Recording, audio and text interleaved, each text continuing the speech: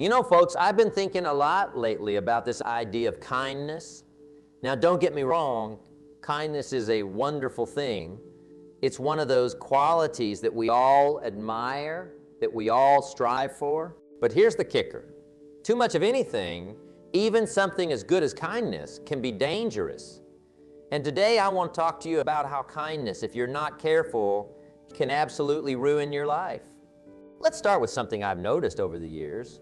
People often confuse kindness with weakness. They think that being kind means being a pushover, letting people walk all over you. But let me tell you something. True kindness, the kind that changes lives, the kind that moves mountains, that kind of kindness requires strength. It requires courage. It requires wisdom. But here's the problem. When we don't understand this, when we practice kindness without wisdom, without boundaries, without self-respect, that's when kindness can start to ruin our lives. So today we're going to talk about 4 ways that kindness, if not properly understood and applied, can absolutely derail your life. And more importantly, we're going to talk about how to avoid these pitfalls and practice kindness in a way that enriches your life and the lives of those around you. Now, before we dive in, I want you to understand something. This isn't about stopping being kind. Far from it. This is about being kind in a way that's sustainable, in a way that doesn't drain you, in a way that allows you to keep giving without burning out. Because let me tell you something, the world needs your kindness, but it needs your kindness for the long haul, not just for a brief moment before you collapse from exhaustion. So are you ready? Are you ready to learn how to be truly kind without ruining your life in the process? Good, let's get started. Number 1, kindness without boundaries will exhaust you.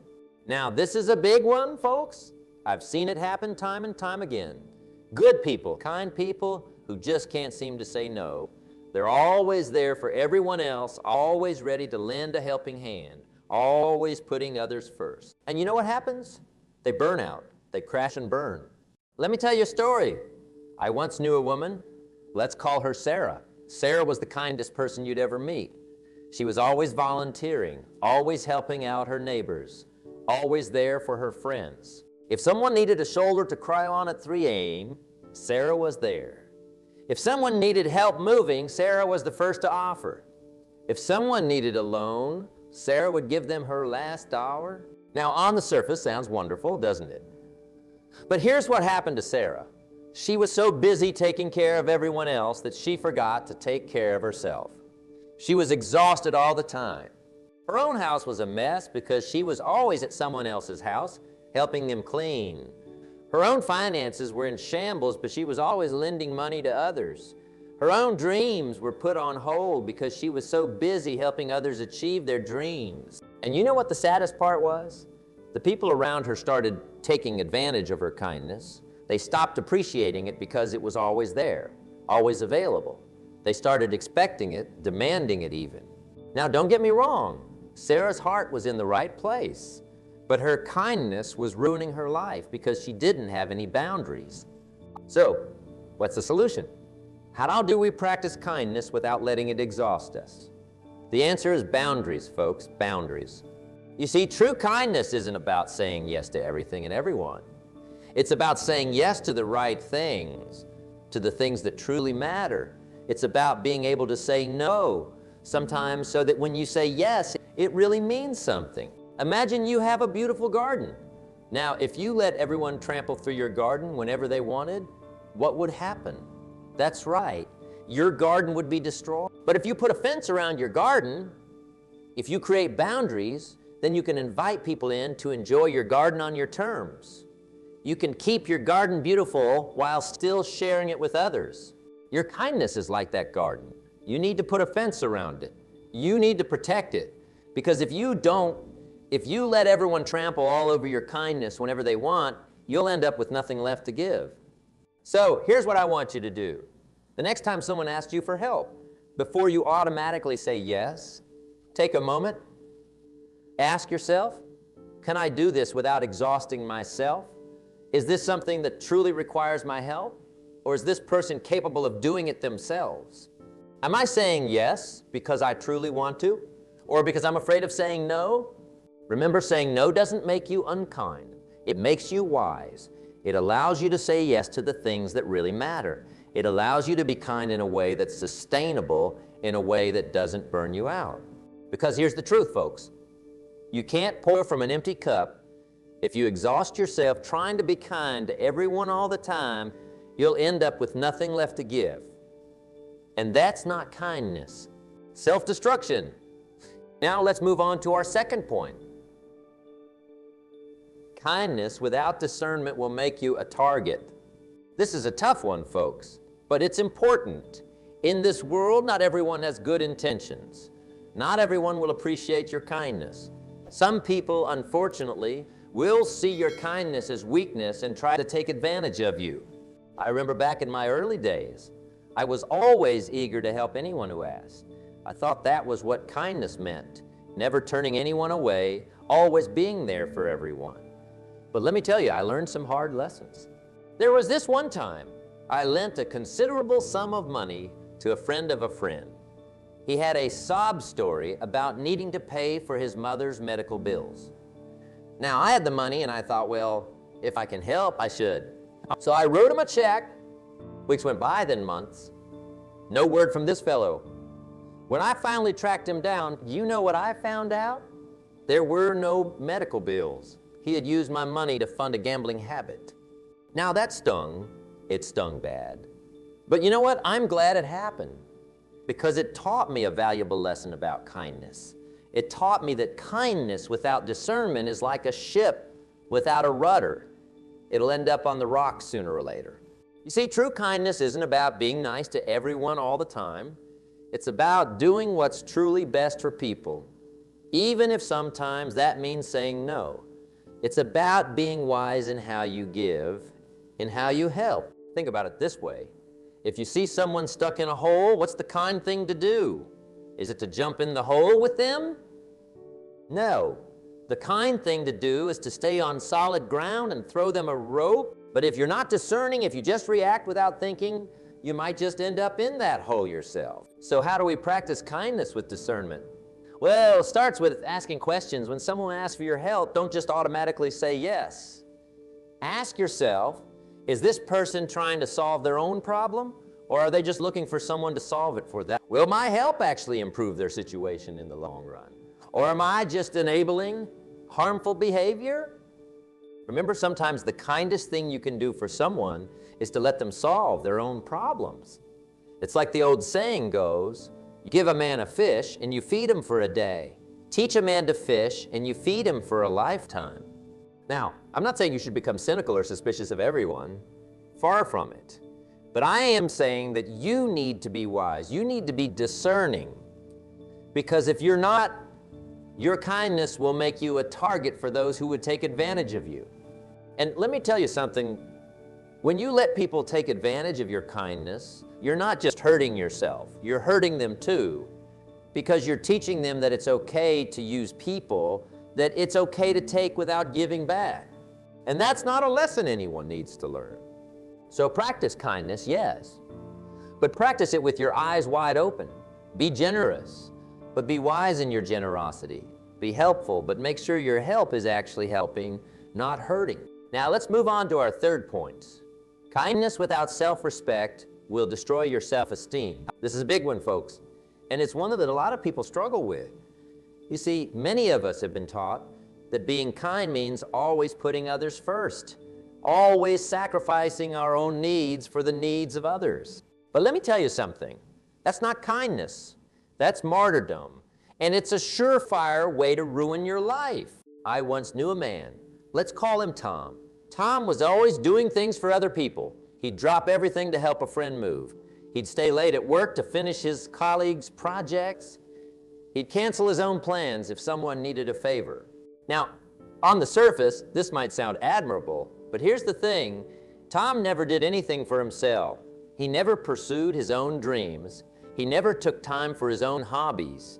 He was so busy being kind to everyone else that he forgot to be kind to himself. And you know what happened? Tom's self-esteem plummeted.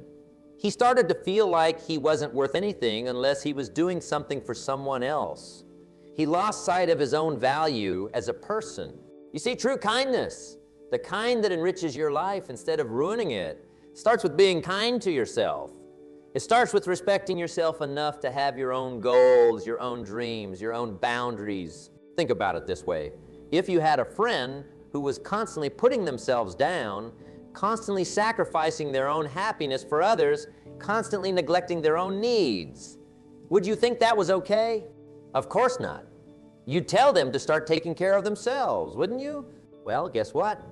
You need to be that friend to yourself. You need to treat yourself with the same kindness and respect that you show to others. Now, I know what some of you might be thinking, but isn't that selfish? Isn't putting myself first the opposite of kindness? No, it's not. And here's why. When you respect yourself, when you take care of your own needs, you become a better person. You become stronger, more confident, more capable, and that means you have more to give to others. It's like what they tell you on airplanes, put your own oxygen mask on first before helping others. Because if you pass out from lack of oxygen, you can't help anyone. So how do we practice kindness with self-respect? It starts with setting boundaries. It starts with learning to say no sometimes. It starts with making time for your own goals and dreams. Try they. Do at least one kind thing for yourself. It could be something small, like taking a relaxing bath or reading a book you enjoy. Or it could be something bigger, like pursuing a hobby you've always wanted to try or working towards a personal goal. And here's the important part. Don't feel guilty about it. Remember, taking care of yourself isn't selfish. It's necessary. It's what allows you to keep being kind to others in a way that's sustainable. Because here's the truth, folks, you can't give what you don't have. If you don't have self-respect, you can't give respect to others. If you don't have self-love, you can't give love to others. If you don't take care of yourself, eventually you'll have nothing left to give to anyone else. So be kind to yourself, respect yourself, love yourself, because that's the foundation of true kindness, the kind that enriches your life instead of ruining it. Now let's move on to our fourth and final point. Kindness without authenticity will leave you. This is perhaps the most subtle way that misguided kindness can ruin your life, but it's also one of the most damaging. You see, many people think that being kind means always agreeing with others, always going along with what everyone else wants, always wearing a smile even when you're hurting inside. But let me tell you something, that's not kindness, that's people-pleasing, and it's a one-way ticket to a life of emptiness and resentment. I remember a time in my own life when I fell into this trap. I was always trying to be what I thought other people wanted me to be. I'd agree with opinions I didn't really share. I'd laugh at jokes I didn't find funny. I'd go along with plans I had no interest in. And you know what? I was miserable. I felt like I was living someone else's life. I felt disconnected from myself, from my own thoughts and feelings. And the worst part, the relationships I built on this false foundation of inauthentic kindness felt hollow and unsatisfying. You see, true kindness, the kind that enriches your life and the lives of others, comes from a place of authenticity. It comes from being true to yourself, from sharing your genuine thoughts and feelings, from being real with people. Think about it. When someone is kind to you, but you can tell it's forced or fake, how does that make you feel? Not great, right? But when someone is kind to you in a way that's genuine, that comes from their heart, that's powerful. That's the kind of kindness that can change lives. So how do we practice kindness with authenticity? It starts with being honest with yourself and with others. It starts with having the courage to be vulnerable, to show your true self to the world. Now, I know that can be scary. We're often taught that we need to hide our true selves, that we need to always be agreeable and pleasant. But let me tell you something, the world doesn't need more pleasant, agreeable people who are dying inside. The world needs more people who are alive, who are real, who are authentic. Try this. The next time you're in a situation where you're tempted to agree, just to be nice, pause, take a deep breath, and then share your true thoughts or feelings kindly, respectfully, but honestly. You might be surprised at how much people appreciate your authenticity. And here's another thing. Being authentic doesn't mean being unkind. You can disagree with someone respectfully. You can say no to something you don't want to do without being rude. In fact, when you learn to do these things with kindness and authenticity, your relationships will become stronger and more meaningful. Because here's the truth, folks, people don't connect with perfection. They don't connect with a false front of constant agreeability. They connect with realness. They connect with authenticity. They connect with people who have the courage to be themselves. So be kind? Yes. But be authentically kind. Be kind in a way that's true to who you are, because that's the kind of kindness that will enrich your life, not ruin it. Now let's wrap this all up. We've talked about 4 ways that misguided kindness can ruin your life. 1, kindness without boundaries will exhaust you. 2, kindness without discernment will make you a target. 3, kindness without self-respect will destroy your self-esteem. 4, kindness without authenticity will leave you feeling empty. But here's the thing, understanding these pitfalls doesn't mean we should stop being kind. Far from it. It means we need to practice a higher form of kindness, a wiser, more sustainable, more authentic form of kindness.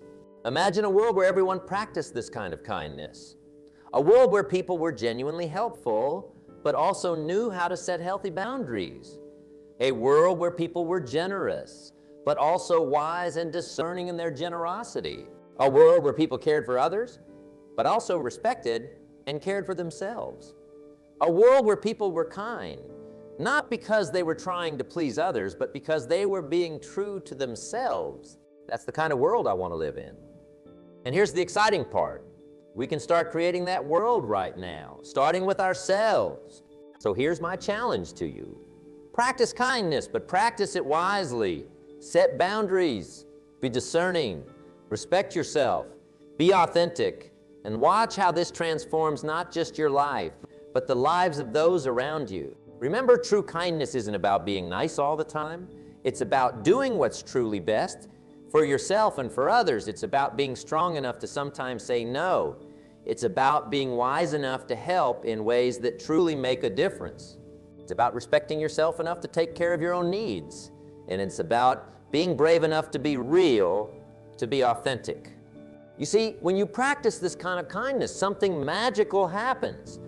Instead of kindness ruining you life, it starts to enrich it in ways you never imagined possible.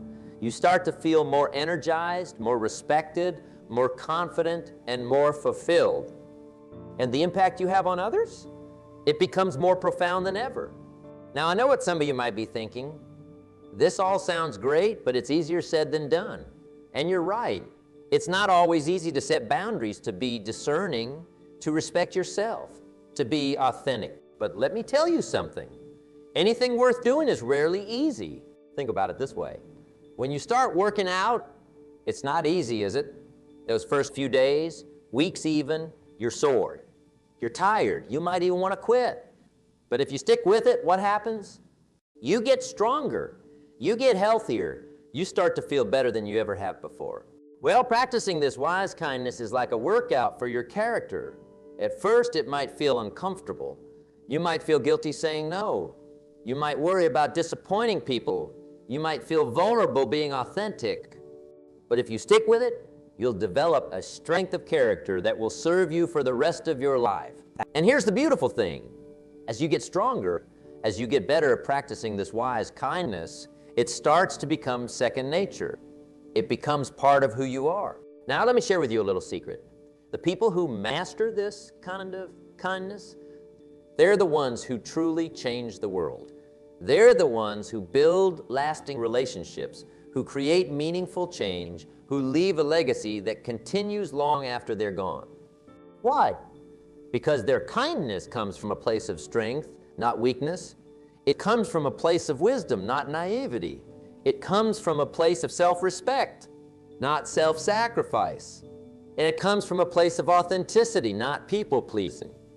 These are the people who can say no to a friend, who's asking for money to fund a bad habit, and instead offer to help them find a job.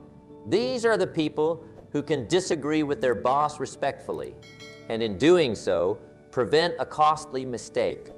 These are the people who can take time for themselves without feeling guilty and come back recharged and ready to help others even more effectively. These are the people who change lives, who inspire others, who make the world a better place. Not by being nice all the time, but by being kind in the truest sense of the word. So, how do we become one of these people? How do we master this art of wise kindness? Well, like any skill, it takes practice, it takes commitment, it takes a willingness to sometimes feel uncomfortable in the short term for the sake of long-term growth. Here's what I want you to do. Starting today, I want you to become aware of your kindness. Every time you do something kind, I want you to ask yourself these questions. 1, am I setting healthy boundaries with this act of kindness? Or am I overextending myself? 2, am I being discerning about this kindness? Or am I potentially enabling harmful behavior? 3, am I respecting myself in this act of kindness? Or am I neglecting my own needs? 4, is this kindness authentic to who I am, or am I just trying to please others? Now, don't beat yourself up if you find that you're falling into some of these traps. Remember, awareness is the first step to change. Just noticing these patterns is a huge step forward. And then, bit by bit, start making changes. Start setting those boundaries. Start being more discerning. Start respecting yourself more. Start being more authentic in your kindness. It won't happen overnight. There will be times when you slip back into old habits. That's okay. That's part of the process. The important thing is to keep moving forward, to keep growing, to keep becoming better at this wise kindness. Because here's the truth, folks. This journey of learning to practice wise kindness, it's not just about avoiding the pitfalls we've talked about today. It's about becoming the best version of yourself. It's about living a life of purpose and integrity. It's about making a real difference in the world. You see, when you master this wise kindness, you become a beacon of light in a world that often seems dark. You become a source of strength for others. You become someone who doesn't just talk about making the world a better place. You actually do it day by day, interaction by interaction. And the beautiful thing is, as you practice this wise kindness, you'll find that it starts to spread. People around you will be inspired by your example. They'll start to set healthier boundaries. They'll start to be more discerning in their generosity. They'll start to respect themselves more. They'll start to be more authentic. And bit by bit, person by person, we can create a ripple effect of wise kindness that spreads far beyond our immediate circle. Now, I want to address something important here. Some of you might be thinking, but what about forgiveness? What about turning the other cheek? Isn't that part of kindness too? And you're absolutely right. Forgiveness is a crucial part of kindness. But here's the thing. True forgiveness, the kind that heals and transforms, doesn't mean letting people walk all over you. It doesn't mean forgetting the lesson and putting yourself in the same harmful situation again. True forgiveness is about freeing yourself from the burden of resentment and anger.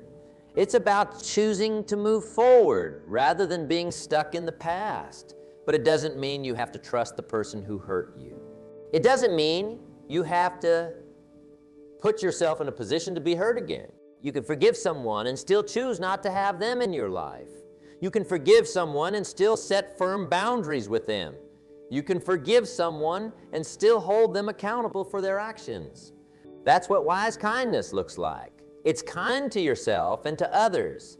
It's forgiving but not foolish. It's compassionate but not naive. Now, let's talk about another aspect of kindness that often gets overlooked, kindness to ourselves.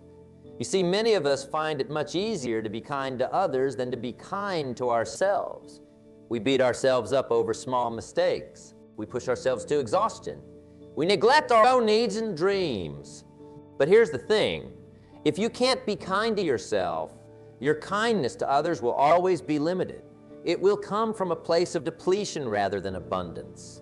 It will be tinged with resentment rather than joy. So I want you to start practicing kindness to yourself. Treat yourself with the same compassion and understanding that you would offer to a good friend. Celebrate your successes, no matter how small. Learn from your mistakes without beating yourself up over them. take care of your physical and emotional needs. This isn't selfish. This is necessary. Because when you're kind to yourself, you have so much more to give to others. Your kindness becomes an overflow of your own inner abundance rather than a draining of your limited resources. Now, I want to circle back to something we touched on earlier, the idea that kindness can make you a target. This is a real concern, and it's one reason why some people shy away from kindness altogether. They're afraid of being taken advantage of being seen as weak. But here's the thing, wise kindness doesn't make you a target. It makes you a force to be reckoned with, because when you practice wise kindness, you're not just being nice, you're being strong, you're being discerning, you're being respected, you're being authentic. People who try to take advantage of others, they're looking for easy targets. They're looking for people who can't say no, who don't have strong boundaries, who are desperate for approval. But when you practice wise kindness, you become the opposite of an easy target. You become someone who is confident, who knows their worth, who can say no without guilt, who can be generous without being gullible. You become someone who can offer help without being taken advantage of. You become someone who can be compassionate without being a pushover. You become someone who can make a real difference in the world without sacrificing your own well-being. And let me tell you something, that kind of strength, that kind of integrity, that kind of wise kindness, it's magnetic. It draws people to you, not people who want to take advantage of you, but people who are inspired by you, people who want to learn from you, people who want to grow alongside you. You become a leader, not by seeking power or status, but by embodying this wise kindness in everything you do. Now, I want to address one more thing before we wrap up. Some of you might be thinking, this all sounds great, but I'm just one person. How much difference can I really make? And to that I say, never underestimate the power of one person practicing wise kindness. Never underestimate the ripple effect that your actions can have.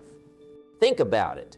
Every great movement, every positive change in the world started with one person deciding to do things differently, one person deciding to stand up for what's right, one person deciding to be kind in a world that often seems unkind. You might not see the full impact of your kindness right away. You might not ever know all the lives you've touched, all the changes you've set in motion, but trust me, every act of wise kindness matters. Every time you set a healthy boundary, every time you offer help in a way that truly empowers someone, every time you're authentic in your interactions, you're changing the world. You're creating a ripple effect that goes far beyond what you can see. You're inspiring others to be kinder, to be wiser, to be better. You're contributing to a culture of wise kindness that can transform families, workplaces, communities, and eventually the world. So don't ever think that you're just one person, that your kindness doesn't matter. It matters more. As we come to the end of our time together, I want to leave you with this thought. Kindness, when practiced wisely, is not a weakness. It's not a liability. It's not something that will ruin your life. On the contrary, wise kindness is one of the most powerful forces in the world. It's a strength that can transform your life and the lives of those around you.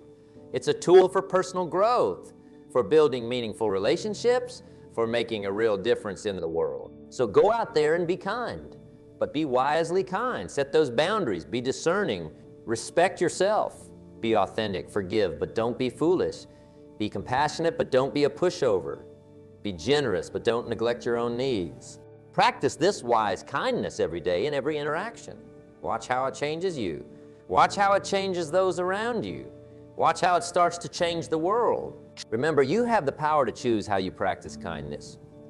You have the power to turn kindness from something that could potentially ruin your life into something that enriches it beyond measure. So choose wisely. Choose to be kind in a way that uplifts you and others. Choose to be kind in a way that creates positive change. Choose to be kind in a way that leaves a lasting legacy. Because in the end, that's what life is all about. It's not about how much money you make or how famous you become. It's about the lives you touch. It's about the positive change you create. It's about the kindness you put into the world. So go out there and be wisely kind and watch how it transforms your world.